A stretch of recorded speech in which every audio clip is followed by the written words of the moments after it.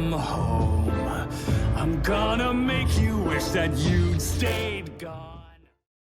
When you only have 8 episodes in the show, you have to put in the work when it comes to establishing your characters and their relevance to the story in a concise manner, especially if they're characters who aren't relevant right away but will become more important later. After all, you don't want their introduction to come out of nowhere, but at the same time, you don't want to take away what precious little screen time you have with the main cast. Thankfully, Episode 2's Stayed Gone does a phenomenal job at introducing the viewers to Vox and, more importantly, his relationship and power dynamic with Alistair. While Velvet would get her time to shine in Episode 3, and Valentina would get more focused in Episode 4 as Angel's abuser, this song is Vox's only real big moment in the spotlight, aside from some very funny moments in Episode 8 and a quick part in the finale song of said episode. Stayed Gone is a memorable and energetic song, an electro-swing show-tune rap of sorts that also transforms more into ragtime once Alistair starts singing. I think it does a great job of representing old versus new media, which is also represented in Alistair and Vox, television and radio. Vox's sections, aside from the very start where he's walking into his lair, which by the way just looks really cool, I love the uses of blues and reds in there, relies on fast-paced rap and bright visuals that are gone in a flash, not unlike the modern age of online media consumption that prioritizes fast-paced content to keep people hooked. Think TikTok, YouTube Shorts, Instagram Reels, and the like. Since the V's are going to be the main antagonists of Season 2, and we do very briefly see in this season that Vox has some sort of hypnosis/mind control power, I think his character might become a statement on how media these days can be used to misinform the public. This show, very clearly, has no issue diving into sensitive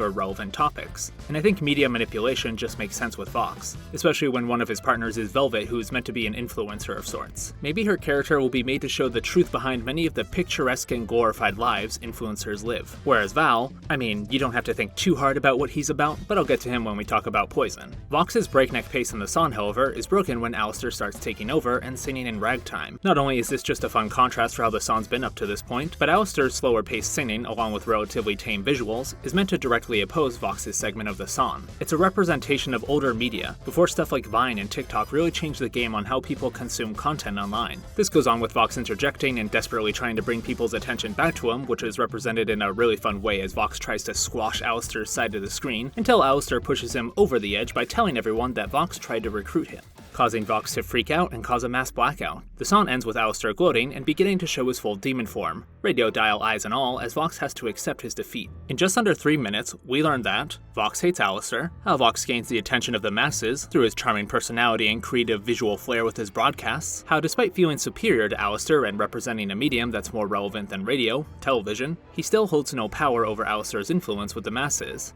how easily flustered he gets with a little provocation, and if Alistair's to be believed, he relies heavily on the other two V's for support, and he even tried recruiting Al at one point, and maybe that's why he hates him, because Al refused his offer. Oh, and also that Alistair almost beat him one time, which I think is really interesting to think about. Alistair seems to have the upper hand when it comes to dealing with Vox, so what could have made him lose? My guess is either that it was a calculated loss on Alistair's part and part of some bigger plan of his, because we do know Al loves his scheming, or maybe it has something to do with Alistair's mysterious deal he sings about in the finale song. Regardless, all this information could have easily taken up its own episode, and yet this roughly 3-minute musical number divulges all that information in a memorable and satisfying way, without feeling rushed at all. And this is all while still being a catchy song with genre shifts that represents new versus old media. That's pretty damn impressive.